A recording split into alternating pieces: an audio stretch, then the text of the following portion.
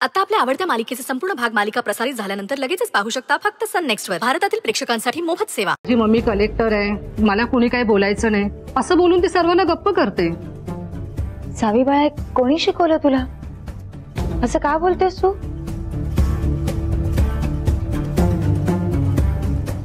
तिच्या वतीने मी तुमची माफी मागते, पण खरंच सांगते मलाच कल्पना नाहीये। ऍक्च्युली मलाच अनएक्सपेक्टेड आहे की ती असं कसं बोलली, म्हणजे कोणी शिकवलं हेच कळत नाही मला। आम्ही पण तिला विचारलं, ती म्हणते बाबांनी शिकवलंय। खरं तर आम्ही एक्सपेक्ट करत होतो की तिचे बाबा आज येतील, पण आले नाहीत का ते? नाही, त्यांना जरा काम आहे म्हणून नाही आले।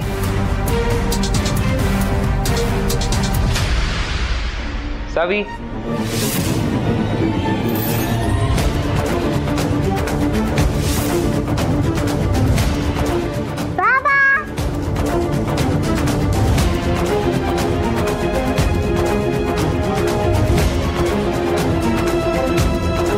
हा तर इथे येणार नव्हता, कोर्टात जाणार होता, मग इथे कसं काय आला?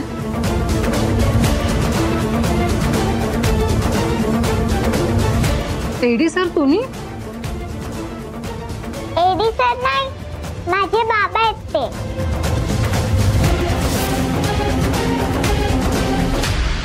हो मॅडम, ऍक्च्युली आज मी इथे एडी सर म्हणून नाही तर सावीचा बाबा आणि सुंदरीचा खराखुरा नवरा म्हणून आलोय।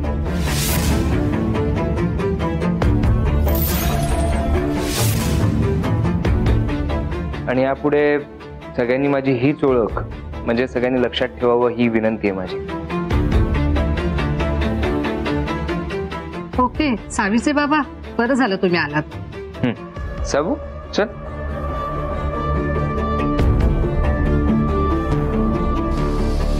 बोला मॅडम। अहो, अलीकडे सावी शिक्षकांना उलट उत्तर द्यायला लागले आणि सारखी बोलते की माझी आई कलेक्टर आहे, कुणी मला काही बोलायचं नाही असं बोलून ती गप्प करते। सॉरी हा, पण तुम्ही तिला हे शिकवलंय का बोलायला? नाही नाही मॅडम, हे बघा मी असं काही म्हणालो नव्हतो तिला म्हणायला। हा, मी ऍक्च्युली तिला हे शिकवलं होतं, पण जर ती कुठल्या डिफिकल्ट सिच्युएशन मध्ये अडकली, वाईट माणसांमध्ये अडकली तरच। काय मॅडम, तुम्हाला सुंदरीच्या कामाचं स्वरूप माहिती आहे। तिला फार वाईट खतरनाक माणसांसोबत डील करावं लागतं, बेकायदेशीर कामं करणाऱ्या लोकांवरती आळा घालते। पण काय मॅडम, ती वाईट माणसं सुंदरीवर सूड उगवायचंय म्हणून फॅमिलीतल्या बऱ्याच मेंबर्सना त्रास देतात आणि एका जवळच्या व्यक्तीला आम्ही गमावलं सुद्धा आहे। पण तसं सावी सोबत होऊ नये म्हणून मी तिला सांगितलं की अशा काही सिच्युएशन मध्ये अडकली तर तू सांग की माझी आई कलेक्टर आहे म्हणून मला तुम्ही असं नाही धरून ठेवू शकत किंवा what ever the situation is. नाही मॅडम, पण जर ती तुमच्याशी असं बोलली असेल तर ते फार चुकीचं आहे। मी बोलतो तिच्याशी। साऊ, हे बघ, आपल्या टीचरशी असं कधीच बोलायचं नाही। आपले टीचर्स जर आपल्याला पनिशमेंट देत असतील ते सुद्धा आपल्या चांगल्यासाठीच असतं। सो नेक्स्ट टाइम तू त्यांच्याशी असं बोलणार नाही, कळलं तुला? आणि चल आता सॉरी म्हण त्यांना। चल चल चल चल, सॉरी म्हण। सॉरी टीचर, मी परत असं नाही बोलणार। कोट का? बाबांचं लगेच ऐकलं सर? हो मॅम, तिचा जीव आहे माझ्यावर, माझा सुद्धा तिच्यावर।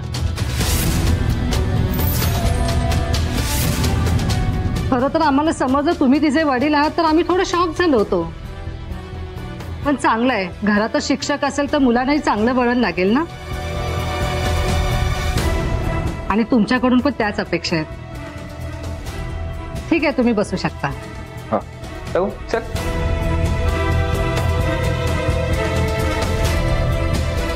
विशाल सुर्वे,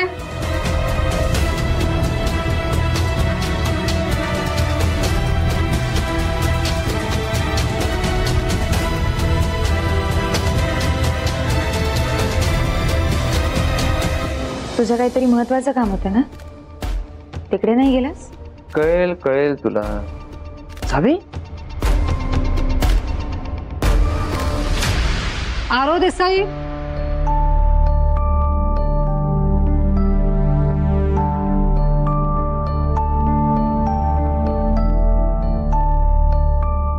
अहो साधना मॅडम, आरो खूप ब्राईट स्टुडंट होता आणि टॉप पण करायचा तो. टॉप करायचा म्हणजे? अहो अलीकडेच आम्ही युनिट टेस्ट घेतली, त्याच्यामध्ये त्याला खूप कमी मार्क्स आहेत. अक्षरशः तो काठावर पास झालाय. आणि हल्ली तो एकटाच बसलेला असतो आणि मध्येच मित्रांवर चिडतो. पण साधना मॅडम, हे काळजी करण्यासारखं नक्कीच आहे. तुम्ही म्हणता ते बरोबर आहे, पण सध्या घरात जरा प्रॉब्लेम चालू आहेत. काही लोकांनी मनं दुखावली आहेत आमची. त्यामुळे आरोहाकडे थोडं दुर्लक्ष झालंय आमचं, पण मी घेईन त्याची काळजी नक्की. माफ करा, पण आज पॅरेंट्स मीटिंग होती आणि त्याचे बाबा येणे खूप गरजेचं होतं. सर्वांचेच आई बाबा आलेले आहेत. का ते शहरात नाहीयेत का?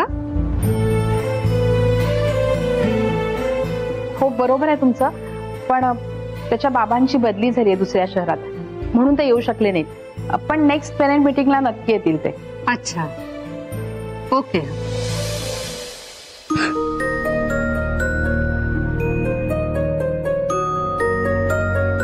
आरू, अरे बाळा रडतोयस का? हा, आपण करू ना अभ्यास, हो की नाही? आरो, रडू नको बाळा. काय झालं बेटा? असं रडायचं नसतंय. तू गुड बॉयज ना.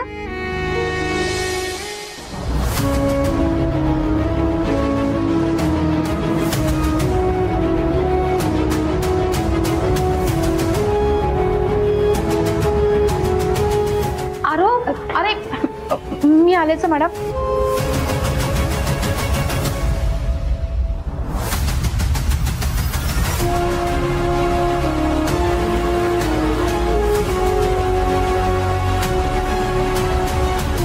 पापा, आई का गेली?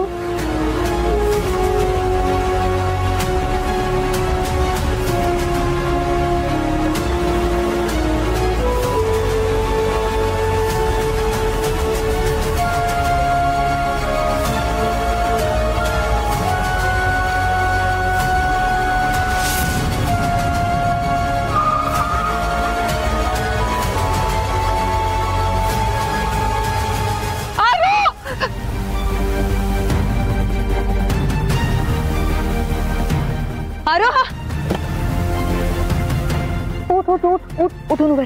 लागला का तुला खूप? हो मॅडम, जरा सांभाळून. सॉरी दादा.